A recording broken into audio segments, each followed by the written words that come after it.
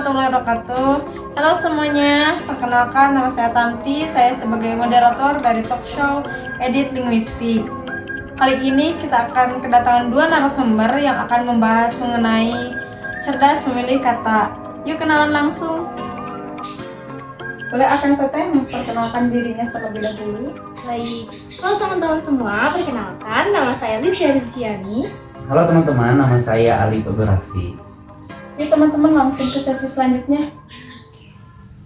Selamat siang Akang Teteh. Siang Teteh. Bagaimana nih kabarnya hari ini? Alhamdulillah baik. Teteh bagaimana kabarnya? Baik juga. Alhamdulillah ya. Oke, topik yang akan kita bahas itu mengenai cerdas memilih kata. Betul Teh. Berbicara tentang cerdas memilih kata, hingga saat ini banyak sekali ya terdapat kesalahan-kesalahan pada teks digital maupun cetak oleh jurnalis atau editor. Biasanya kesalahan-kesalahan ini terdapat pada diksi atau pemilihan kata. Betul. Sehingga menjadikan kalimat tersebut itu tidak efektif. Betul. Nah, kesalahan-kesalahan diksi yang sering ditemuinya itu apa saja sih, Kang Teh? Ya, betul ya, tidak jarang kita menemukan kesalahan ketik maupun berbahasa yang dilakukan oleh jurnalis atau editor betul. Teh. Misalkan pada kata masa terdapat kalimat ribuan masa memenuhi lapangan Gasibu Bandung. Betul. Nah, dalam KBBI itu kata massa itu memiliki arti sekumpulan orang gitu, atau orang-orang yang sedang berkumpul di suatu tempat. Maka sudah menyatakan makna jumlah atau jamak gitu ya. Betul. Maka di kalimat yang tadi disebutkan itu tidak efektif karena diikuti oleh kata ribuan ya. Kalau kata massa itu memang seharusnya itu tidak perlu diikuti oleh kata ribuan atau ratusan, puluhan, karena kata massa itu sudah memiliki makna jamak atau makna jumlah gitu. Kemudian juga ada pada kata pemukiman. Misalnya ada kalimat hujan mengguyur kota Jakarta hingga ke pemukiman warga. Nah, kata pemukiman ini sebenarnya adalah kata yang salah karena arti dari kata pemukiman itu sendiri adalah cara atau proses ataupun perbuatan memukimkan. Jadi tidak sesuai konteks kalimat yang tadi ya, karena hujan yang mengguyur kota Jakarta telah memasuki pemukiman. Itu maksudnya tuh tempat warga Jakarta tinggal kayak pemukiman di situ. Jadi tidak cocok gitu, tidak nyambung. Nah, kata yang benarnya itu apa sih? Kata yang benarnya itu adalah permukiman. Jadi pakai R kan Teh. Permukiman. Kalau permukiman itu artinya adalah daerah tempat seseorang tinggal, betul. Jadi itulah kesalahannya. Kita tuh seringnya menemukan pemakaian kata yang salah ya Teh. Di media-media digital mungkin ya, seperti di koran, lalu di berita di Instagram juga banyak yang media-media sekarang tuh menggunakan bahasa yang sebenarnya salah ya. Iya, menggunakan kata pemukiman, padahal yang benarnya itu adalah permukiman. Nah, juga ada kesalahan kata atau penggunaan kata pada kata amblas dan ambles. Sebenarnya dua kata ini tuh sering banget dianggap sama, padahal beda, memiliki pengertian yang berbeda. Penggunaannya juga sering tertukar gitu. Misalnya ada kalimat beberapa rumah warga di sekitar lereng Gunung Bromo ambles diterjang lahar panas. Nah, di situ tuh penggunaan kata yang digunakannya itu ambles ya. Nah, sebenarnya ambles itu memiliki arti tenggelam, sedangkan amblas itu memiliki arti hilang atau lenyap. Jadi di konteks kalimat tadi yang harusnya itu adalah amblas ya, hilang gitu ya. Rumah warga itu terkena lahar panas jadi hilang atau lenyap. Itulah. Mungkin kalau amblas itu mendekati kata tenggelam gitu ya mungkin ya. Kalau amblas tuh tertimpa sesuatu mungkin ya. Sehingga menghilang. Gitu. Makanya di situ sering kali tertukar antara amblas dan amblas ya. Betul. Jadi seperti itu. Jadi pemilihan kata atau diksi ini sangat berperan ya Kang Teh. Betul banget. Dalam pembuatan kalimat agar tidak keluar dari konteks. Betul. Jadi diksi atau pilihan kata ini dipergunakan untuk menyatakan kata mana sih yang paling tepat dalam pembuatan konteks kalimat. Betul. Berbicara mengenai diksi juga, sebenarnya banyak aspek yang perlu diperhatikan gitu ya dalam diksi. Tidak hanya pemilihan kata-kata saja, tapi juga menyangkut gaya bahasa, frasiologi, dan juga ungkapan. Makanya salah besar gitu loh ketika banyak orang menganggap sepele atau menganggap sederhana betul. Atas permasalahan diksi ini, karena sebenarnya tidak sesederhana itu gitu. Jadi mungkin kalau salah sedikit juga itu fatal ya penyebabnya nanti ya akibatnya gitu lah. Betul. Dalam menggunakan diksi maupun pilihan kata yang tidak tepat gitu. Iya. Kesalahan diksi ini pastinya sangat berpengaruh ya. Iya betul Teh. Nah, seberapa besar sih pengaruhnya? Ya baik Teh, terima kasih. Berbicara mengenai apa ya pengaruh ketika kita sebagai penulis, sebagai editor itu apa ya menyalahgunakan diksi atau pemilihan kata sehingga karya tulisan kita tuh terdapat beberapa kesalahan ya yang terdapat pada tulisan kita. Nah, ketika tulisan kita tuh berhadapan dengan masyarakat luas, dengan orang-orang awam khususnya, dengan pemilihan kata atau diksi yang tidak benar dalam tulisan kita itu akan menimbulkan kesalahpahaman gitu dalam memaknai tulisan yang kita ciptakan gitu. Ketika orang awam nantinya bertemu dengan diksi-diksi atau kata yang salah di tulisan kita itu akan fatal akibatnya. Karena makna yang kita punya dengan makna yang mereka punya gitu ya, itu akan menimbulkan perbedaan atau statement yang berbeda gitu. Kita maunya gini sebagai penulis, tapi yang pembaca pahami karena diksinya itu salah, itu akan di luar konteks gitu. Makanya hati-hati gitu ya, walaupun kita apa ya kesalahan diksi itu terdapat 1-2 saja, itu akan menimbulkan efek yang besar juga gitu pengaruhnya ya tadi dalam memahami, dalam memaknai gitu ya. Nah makanya kita sebagai editor, sebagai jurnalis maupun penulis nantinya kita tuh harus apa ya sudah menjadi hal yang mutlak untuk kita menguasai dan juga memahami perbenaran kata yang ada supaya hasil tulisan yang kita ciptakan juga itu tidak menimbulkan kesalahpahaman dan juga kekeliruan gitu ya oleh pembaca ketika pembaca menikmati atau sedang menelusuri karya tulisan yang kita ciptakan gitu. Dengan diksi dan pemilihan kata yang tepat, maka makna yang akan dipahami oleh pembaca juga itu akan sesuai dengan kemauan kita, begitu Teh. Baik, sebegitu besar ya pengaruhnya salah tik atau salah berbahasa untuk memilih diksi gitu ya. Oke. Nah, Kang, banyak sekali ya contoh kesalahan di media cetak atau digital pastinya. Nah, contohnya itu seperti apa? Ya, baik Teh. Berkaitan dengan kesalahan dalam pemilihan kata, ini terdapat beberapa contoh ya teman-teman. Contoh kata yang memang sering disalahgunakan ketika pemakaiannya di teks media digital maupun cetak ya. Itu kata yang pertama ada sesuai. Nah, kata sesuai ini karena tadinya bersifat idiomatis, tidak dapat berdiri sendiri jika tidak didampingi oleh preposisional atau konjungsi. Itu menjadi salah ketika tidak didampingi kedua hal itu. Nah makanya contohnya seperti ini, sesuai perintah pimpinan. Itu tuh contoh kalimat yang tidak benar Teh, karena kata sesuainya itu tidak didampingi oleh preposisi ataupun konjungsi yang ada pada kata sesuai. Misalnya contoh yang benarnya seperti ini, sesuai dengan perintah pimpinan. Nah, itu baru kalimat yang betulnya karena harus ada sesuai dan dengan. Harus didampingi atau ditemani dengan preposisi dengan. Iya. Jadi kata sesuai itu tuh tidak dapat berdiri sendiri gitu.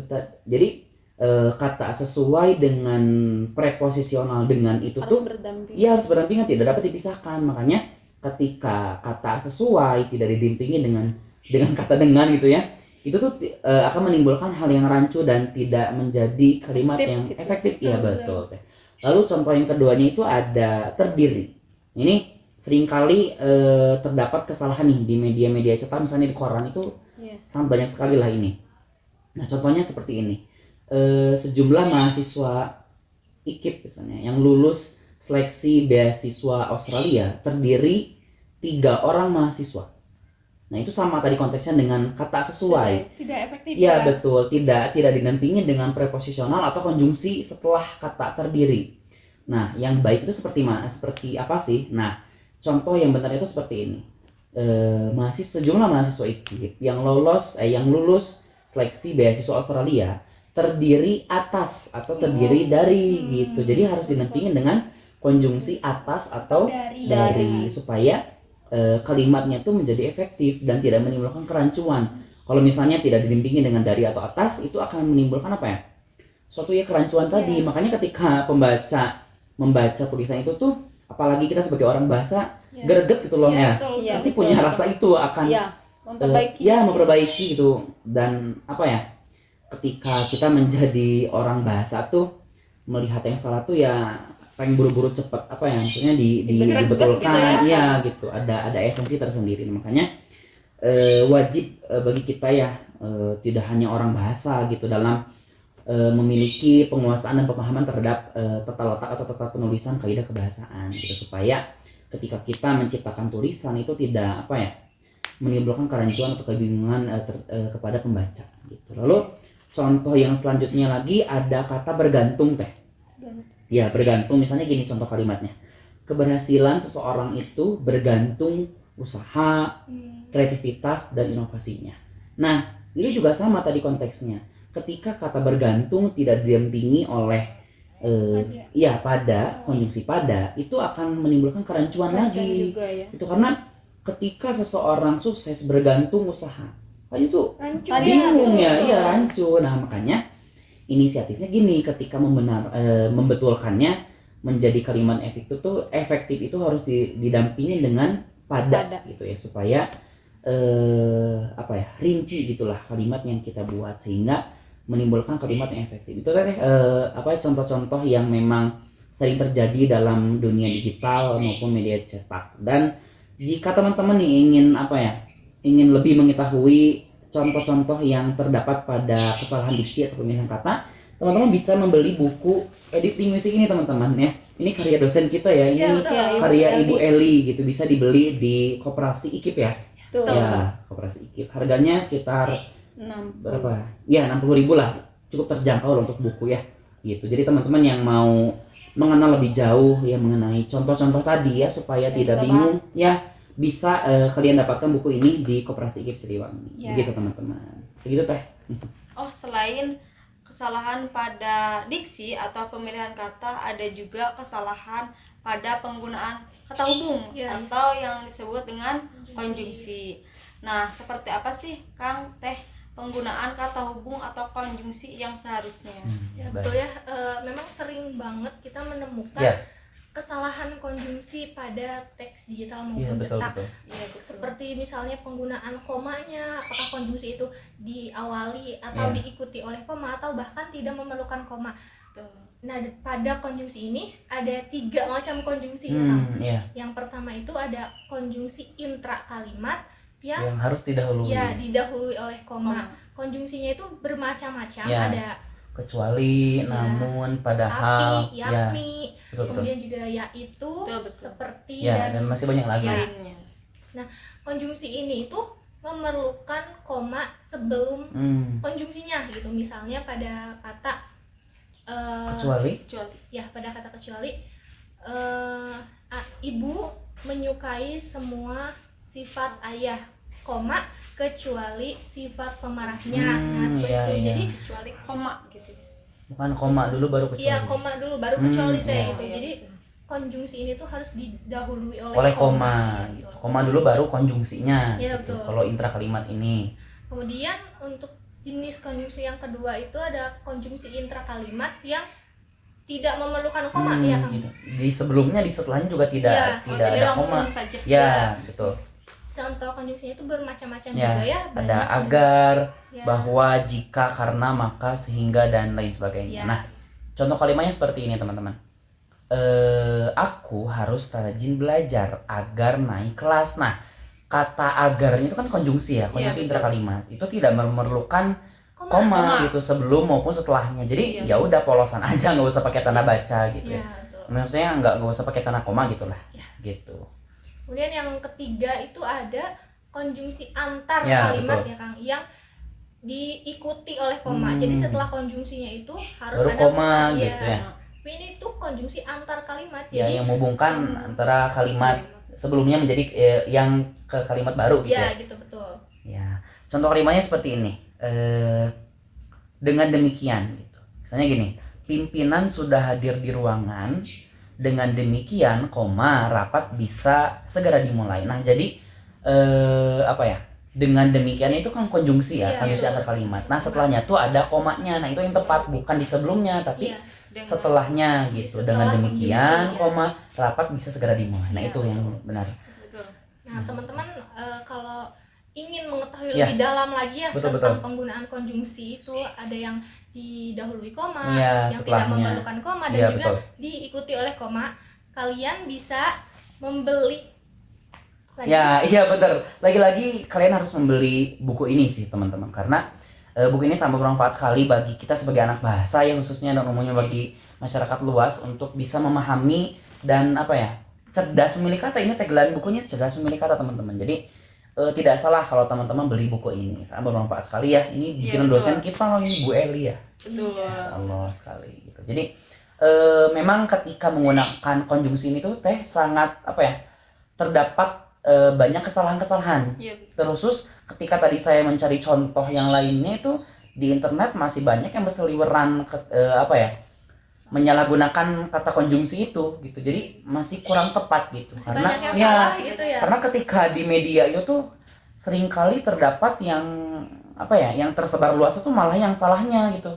Kata, kalimat maupun penggunaan konjungsi itu masih terdapat kesalahan daripada yang benarnya gitu. Jadi memang sudah jarang gitu teman-teman di internet itu berseliweran yang memang tepat. Makanya inisiatifnya yaitu dengan membeli buku ini pun ini sudah menjadi ikhtiar kita dalam memahami dan juga menguasai bagaimana sih menguasai dan juga memahami membuat kalimat efektif contohnya gitu. Dengan karena internet sekarang tuh tidak bisa menjadi pegangan yang benar-benar yang kuat gitu ya. Kita juga butuh pedoman yang buku ini contohnya gitu, seperti itu teman-teman. Itu teh.